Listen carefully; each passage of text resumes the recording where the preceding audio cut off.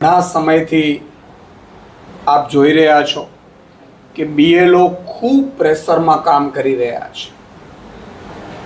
એસઆઈઆરની કામગીરી કરવી પડે, કદાચ એમાં ચાલો માની લઈએ કેન્દ્ર સરકારને કરવી હોય તો કરવી પડે, પણ એટલા જ મહિનાઓમાં કામ કરવાનું છે.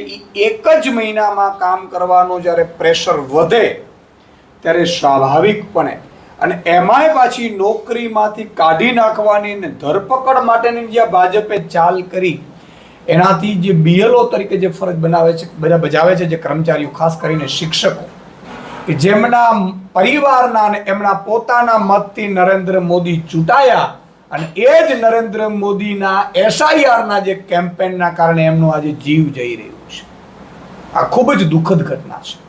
હું પહેલા જે પણ બીએલઓએ જીવ ગુમાવ્યો છે એસઆઈઆરની કામગીરીમાં એમને શ્રદ્ધાંજલિ પાઠવું છું. આમ આદમી પાર્ટીના લાખો કાર્યકર્તાઓ વતી હું એમને શ્રદ્ધાંજલિ પાઠવું છું. દરેક બીએલઓમાં રમેશભાઈ રતિલાલ પરમાર જે હાર્ટ એટેકથી એ પ્રિન્સિપાલ હતા ખેડામાં, કપડવંજમાં, અને એમનો હાર્ટ એટેકથી ડેથ થયું છે.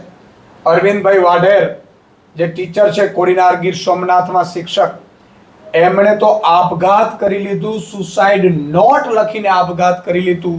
એ શિક્ષકે વિચાર કરો એમના ઉપર કેટલું મોટું દબાણ હશે, કેટલી મોટી કામગીરીનો દબાણ હશે કે જેમણે પોતાનો જીવ ગુમાવી દીધો.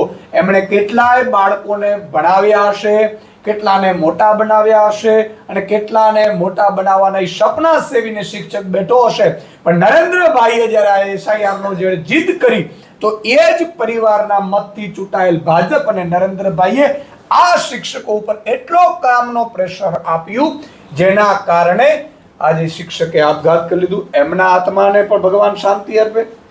કલ્પનાબેન પટેલ તાપી ડિસ્ટ્રિક્ટમાં પ્રિન્સિપલ હતા. એમના પરિવારનું માનવાનું છે કે એસઆઈઆરના કારણે એમને પણ એટેક આવી ગયું, કામગીરી કરીને આવ્યા હતા એમને. ઉષાબેન ઇન્દ્રસિંહ સોલંકી જે વડોદરામાં ક્લર્ક હતા, એ આસિસ્ટન્ટ બીએલઓ હતા, એને પણ હાર્ટ એટેકથી મૃત્યુ થયું. એસઆઈઆરના પ્રેશરની જ વાત છે.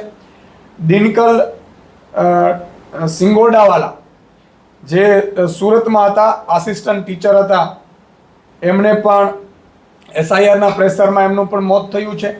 દિનેશભાઈ રાવલ જે મહેસાણામાં શિક્ષક હતા, એમને પણ એસઆઈઆરના કારણે એમનું પણ મોત નીપજ્યું છે હાર્ટ એટેકના કારણે. તો આપ જોઈ રહ્યા છો મિત્રો, આ તો નોંધાયેલા છે. તમામ બીએલઓ ઉપર ખૂબ પ્રેશર કરી રહ્યું છે ભાજપ કે એક મહિનામાં કામગીરી પૂરી કરો, એક મહિનામાં કામગીરી પૂરી કરો. મેં કેટલાક ઓડિયો સાંભળ્યા બીએલઓ જે નીચે કાર્યકર્તાઓને કોકને વિનંતી કરતા હોય છે કે તમારા હાથ પગે પડીએ, તમે ફરીથી તમે અમને આપી દો તમારા ફોર્મ ભરીને. સાહેબ, આપણી જનતા એટલી જાગૃત નથી, અને જનતા નથી જાગૃત ને એટલે જ ગુંડાઓ, લુખાઓ, બુટલેગરો તમે ચૂંટાઈને વયા જાઓ છો. માત્ર 20% લોકો જાગૃત છે ભારતમાં પોલિટિકલી રીતે. બાકી બધા 80% તો બિચારા, એમાં 40% તો મતદાન જ નથી કરતા. બાકીના જે 40% છે એ બિચારા દોરવાઈને મતદાન કરે છે ને. એટલે જ તમે જુઓ, લુખાઓ, ભ્રષ્ટાચારીઓ, ગુંડાઓ, બળાત્કારીઓ, જેમને 8 પાસ, આ બધા લોકો કબજો કરીને બેસી ગયા છે સત્તાનો, અને પછી સત્તાનો દુરુપયોગ બેફામપણે કરી રહ્યા છે. તો એ જનતાને તમે એવું માનો છો કે 5.5 કરોડ જનતા ફોર્મ ભરીને એક મહિનામાં તમને આપી દેશે? ન આપી શકે. અને એનો તમે ઉપરથી ચીફ સેક્રેટરી છે એ ભાઈ શ્રી નરેન્દ્ર મોદીજી અને આના ભાજપના કહેવાથી તળિયા સુધી જે દબાણ કરે, તો છેલ્લે બીએલઓ ઉપર દબાણ આવે છે. બૂથ લેવલ જો ઓફિસર હોય, જે મોટા ભાગે શિક્ષક અને નાનો કર્મચારી હોય, અને એને એવો ટાર્ગેટ આપવામાં આવે છે કે તમે આ કામ પૂરું કરો ને તો તમને તમારી સામે એફઆઈઆર થશે, તમને નોકરીમાંથી કાઢી નાખવામાં આવશે. સાહેબ, એક ખાલી પટ્ટાવાળાની કે પોલીસ કોન્સ્ટેબલની નોકરી લેવા, તલાટીની લેવા માટે 25 લાખ ફોર્મ ભરાય છે બેરોજગારીમાં. તો આ બીએલઓને જ્યારે એમ કહેવામાં આવે કે નોકરી તમારી છીનવી લેશું, તો એમના ઉપર આભને નીચે ધરતી હોય છે ને, એટલે આપઘાત કરવું પડે છે. એટલે એમણે પત્નીને લેટરો લખીને આપઘાત કરવું પડે છે.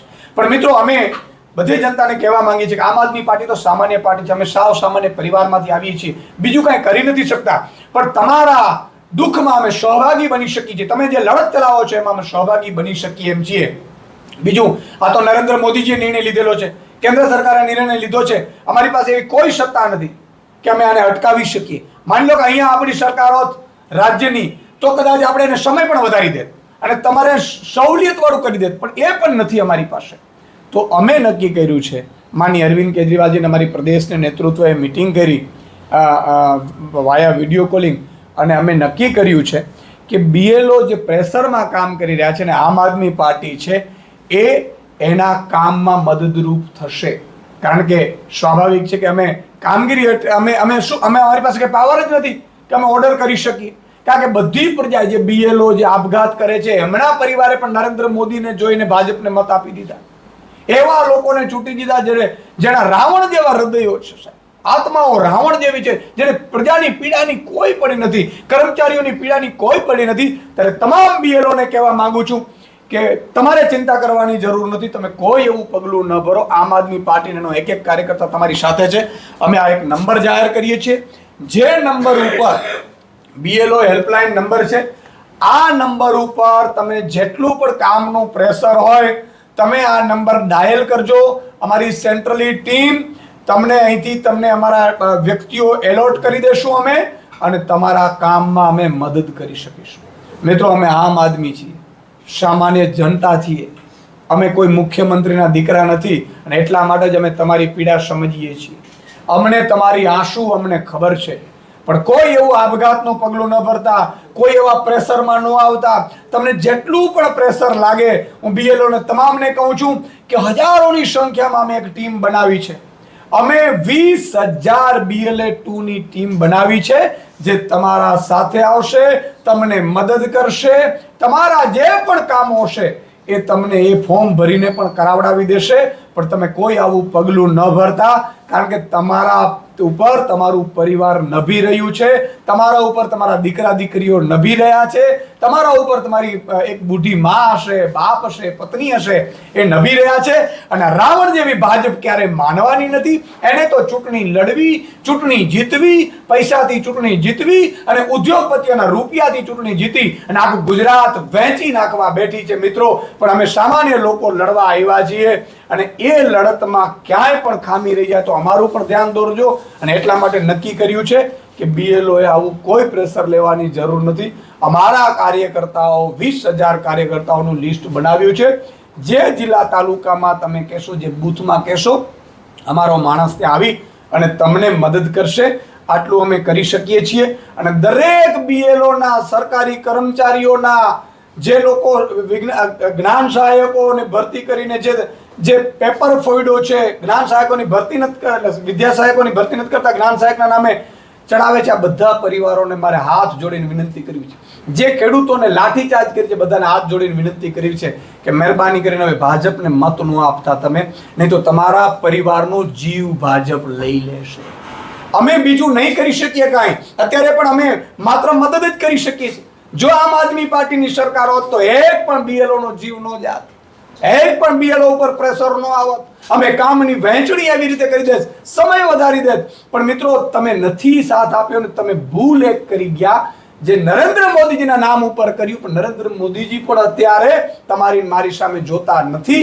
એનો આ પરિણામ છે. એટલે મહેરબાની કરીને અહીંયા ડાગલા જેવા જે મંત્રી મુખ્યમંત્રીઓ આપી દીધા છે, પપેટ, જેને કાંઈ ખબર પડતી નથી, માત્ર આઈએસ કે આઈપીએસ અધિકારી કે એના મામું રમી જાય છે, એવા લોકોના હાથમાં રાજ્ય છે. એટલે તમારે મરવું પડે છે. હું બધાને વિનંતી કરું છું, ખેડૂતોને જે લાઠીચાર્જ પડી છે, પશુપાલકો ઉપર લાઠી વરસાવી છે, ગોળીઓ વરસાવી છે, હાથ જોડીને વિનંતી કરું છું, ભૂલથી પણ ભાજપને આગામી તાલુકા જિલ્લાની ચૂંટણીઓમાં મત ન આપતા, નહીં તો તમારા અને મારા સંતાનનો જીવ લેશે, આપણી દીકરીઓના સરઘસો કાઢશે, આપણા દીકરાઓને ડ્રગ્સના રવાડે ચડાવી દેશે, ઠેર ઠેર દારૂના આડા લઈ અને તમારો અને મારો દીકરો દારૂ પીતો થઈ જાય, નોકરી ન માંગે, શિક્ષિત ન બને, એ માટેનું આખું ભાજપે ષડયંત્ર કર્યું છે. મિત્રો, ડ્રગ્સની દુકાનો ખોલી દીધી છે ભાજપે, ડ્રગ્સની ફેક્ટરીઓ ખોલી દીધી છે. આવતીકાલની મને ચિંતા છે કે તમારા મારા સંતાનો ડ્રગ્સ પી અને રાત્રે પડ્યા હશે ને એક બાપ રડતો હશે ને પછી આપણે જોઈ નહીં શકીએ. એટલે મહેરબાની કરીને ભાજપને મત ન આપતા, અને ભાજપને મત આપશો તો આ તમારા દીકરાને ડ્રગ્સના રવાડે ચડાવશે, નોકરી નહીં આપે, લાઠીચાર્જ કરશે, દીકરીના સરઘસ કાઢશે, જંગલ રાજમાં ફેરવી નાખશે, એવી મને ભીતિ છે. એટલા માટે હું આપને વિનંતી કરું છું. આપને કોઈ કઈ સવાલ? સુદાનભાઈ, હમણાં 26 નવેમ્બરે સોલંકીના જન્મદિવસની ઉજવણી હતી, એના મને નિવેદન આપ્યું છે કે આમ આદમી પાર્ટી કોણ છે, કોંગ્રેસે ભાજપને હરાવવું હશે તો આમ આદમી પાર્ટીને કોંગ્રેસમાં વિલય કરી દેવો પડશે, કારણ કે તમામ જે કાર્યકરો આપના હોદ્દેદારો છે મોટા ભાગના કોંગ્રેસમાંથી આપમાં ગયેલા છે. તેમનું આ નિવેદન. કોંગ્રેસ ભૂતકાળ થઈ ગઈ ચૂકી છે, કોંગ્રેસનું સૂર્ય ડૂબી ચૂક્યું છે, ભાજપનું મધ્યાહનથી અસ્તરફ સૂર્ય જઈ રહ્યું છે અને આમ આદમી પાર્ટી ઉગતો સૂરજ છે.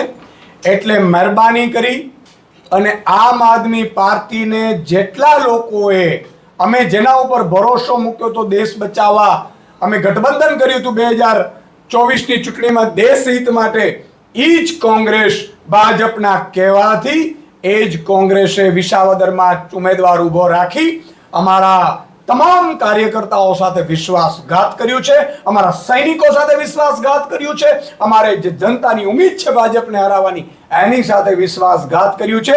કોંગ્રેસ સાથે અમારે ક્યારેય જવાનું થતું નથી. કોંગ્રેસના તમામ સારા નેતાઓને કહું છું કે વહેલી તકે વંડી ઠેકી જજો, નહીં તો જેટલા લોકો ડૂબી ગયા છે આવતીકાલે તમે પણ ડૂબી જશો. કોંગ્રેસનું સૂરજ ડૂબી ચૂક્યું છે. કોંગ્રેસ ગુજરાતમાં ઝીરો થઈ ચૂકી છે. કોંગ્રેસ પાસે કશું જ હવે રહ્યું નથી. માત્ર ને માત્ર કોંગ્રેસના નેતા પાસે મોટી મોટી કંપનીઓમાં ધંધા રહ્યા છે અને એમની પાસે હજારો કરોડની સંપત્તિ રહી હશે, બાકી કોંગ્રેસ પાસે કશું રહ્યું નથી. પ્રજાનો સાથ કોંગ્રેસને છે નહીં અને પ્રજાને પણ હું તમામ જ્ઞાતિ જાતિ ધર્મના નાગરિકોને કહેવા માંગુ છું કે ભાજપને હરાવી શકે, ભાજપને દોડતી કરી શકે, ભાજપને દબાવીને એક ખેડૂત આંદોલન થાય, અમારે જેલમાં જવું પડે અમારા નેતાઓને, પણ 10,000 કરોડ રૂપિયા નાખવા પડે, તો એ તાકાત છે, એ તાકાત આમ આદમીની છે, આમ આદમી પાર્ટીના સૈનિકની છે. અને અમારે કોઈ ધંધા કરવા નથી, અમારે કોઈ સંપત્તિ ભેગી કરવી નથી. અમે એ સરદારના ને ગાંધીજીના ગુજરાતમાં નભીએ છીએ કે જે સરદાર મૃત્યુ પામ્યા ત્યારે 271 રૂપિયાની સંપત્તિ હતી. અમને ભગવાને ખૂબ આપ્યું છે, પણ હરામનું અમારે ખાવું નથી. અને આ કોંગ્રેસિયાઓએ હરામનું ખાઈ ખાઈને ભાજપને 30 વર્ષ સુધી રાજ કરવા દીધું છે. હવે ક્યારેય કોંગ્રેસ સાથે ગઠબંધનનો અમે વિચાર નહીં કરીએ. એટલે મહેરબાની કોંગ્રેસના સારા નેતાઓ જે રોકાઈ ચૂક્યા છે આ નિવેદનોથી, એમને કહું છું કે વહેલી તકે આવી અને આમ આદમીમાં આવી અને આમ આદમીમાં આમ જનતા સાથે મળી અને ચૂંટણી લડો, ચૂંટણી લડાવો અને ભાજપને હરાવો. જેને કોંગ્રેસવાળા સારા કાર્યકર્તાઓ એને હરાવ્યો ભાજપને, તો આવી જાય આમ આદમી પાર્ટીમાં. બાકી કોંગ્રેસનું અસ્તિત્વ અહીંયા ઝીરો થઈ ચૂક્યું છે. વિષ્ણુદાનભાઈ, તમે કીધું કે ભાજપને લોકોએ મત આપીને, જનતાએ મત આપી ભૂલ કરી છે, તો 27માં ફરીથી એને જનતા મત આપી જીતાડે તો તમે એને ભૂલ ગણશો? હું એટલા માટે કહી રહ્યો છું કે ભાજપને જ્યારે જનતાએ મત આપ્યું, સારા આશાવાદ સાથે આપ્યું છે ભાઈ સુધરી જશે, બરાબર ને, એમાં છે સુધરી જશે, હવે ભરતી કરશે. ત્યારે ભરતી કેલેન્ડર આપ્યું હતું, પછી એમણે કીધું કે પોલીસને ગ્રેડ પે આપશે, એવું કીધું હતું એમણે, ગ્રેડ પે નો આપ્યું. આ આશાઓ ભાજપે દગો કર્યો છે, એટલા માટે કહું છું. એટલે જનતાની ભૂલ નથી, પણ જનતાએ જે વિશ્વાસ કર્યો છે, વિશ્વાસ તોડ્યો છે. એટલે એમ કહું છું કે હવે ભૂલ ન કરતા, વિશ્વાસ બીજી વાર કરતા નહીં. એમણે એવું કીધું હતું કે તમામ કર્મચારીઓના પગાર વધશે, એમને હેલ્થના કર્મચારીઓના પગાર વધાર્યા, પાછા ચૂંટણી પછી પાછા ઓછા કરી નાખ્યા. એમણે એવું કીધું હતું કે પોલીસની ભરતી કરીશું, એમણે એવું કીધું હતું કે વિદ્યા સહાયકોની ભરતી કરીશું, જ્ઞાન સહાયક કરી દીધા. એમણે એવું કીધું હતું કે અમે જંગલ રાજ હવે નહીં રહેવા દઈએ. એ જ દીકરીઓની રાત્રે 12 વાગે પટેલોની દીકરીઓને હોય, દલિતોની દીકરીઓને હોય, એ લોકો સરઘસો કાઢે છે, બેફામપણે હત્યા થાય છે. એટલે હું જનતાને કહું છું કે જો આ રાવણ પાસે સત્તા રહેશે તો તમારા સંતાનોને પણ નહીં રહેવા દે, તમારા માતા પિતાએ પણ આપઘાત કરવો પડશે, એવી પરિસ્થિતિ લાવી દેશે. એટલા માટે મેં કીધું છે કે હવે આપણે આવી કોઈ ભૂલ કરવી નથી. જે વિશ્વાસ કરી જનતાએ મત આપ્યો છે એ ભૂલ નથી કરી. જનતાએ ભાજપ ઉપર છેલ્લી વખત વિશ્વાસ કર્યો છે, એ વિશ્વાસ ભાજપે તોડ્યો છે. જંગલ રાજ ગુજરાતને બનાવી દીધું છે, બિહાર જેવી હાલત ગુજરાતમાં કરી દીધી છે. એ ભાજપને ઉપર હવે વિશ્વાસ કરવાની ભૂલ આપણે કરવાની થતી નથી. અને એટલે હું કહું છું મહેરબાની કરીને કોઈ મતદાન ન કરતા એ ભાજપ.